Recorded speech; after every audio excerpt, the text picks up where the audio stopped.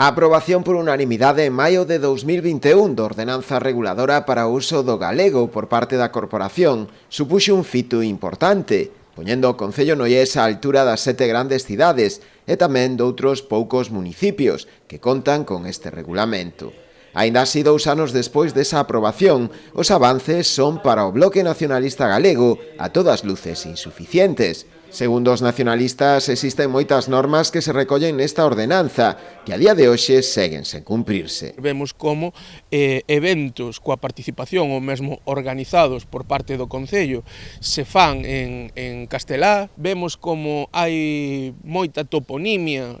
mal indicada que non se fixo nada por solventar, vemos como hai mesmo cartéis ou mesmo sinalizacións que están en castelán, o cal vai totalmente en contra desta normativa. É unha norma, é lei, e polo tanto debe ser cumprida, e despois tamén porque nos parece pois un feito hipócrita votar que sí, aprobar esta ordenanza no pleno por parte de todos os grupos, pero que despois o goberno formado polo Partido Popular e os noieses independentes agrupados non fagan nada para que o galego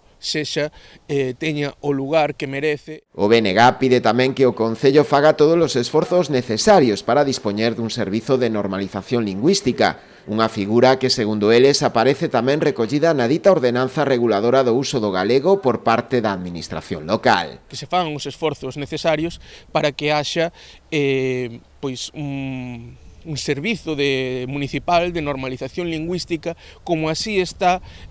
recollido na propia ordenanza, e que, polo tanto, é unha obriga que o Concello de Noia conte con ese servizo. Hai axudas por parte da Administración Autonómica, hai axudas por parte da Administración Provincial, mais parece que a defensa do galego e a posta en marcha deste servizo de normalización lingüística a nivel municipal pois non é para nada unha prioridade para o goberno de Noia.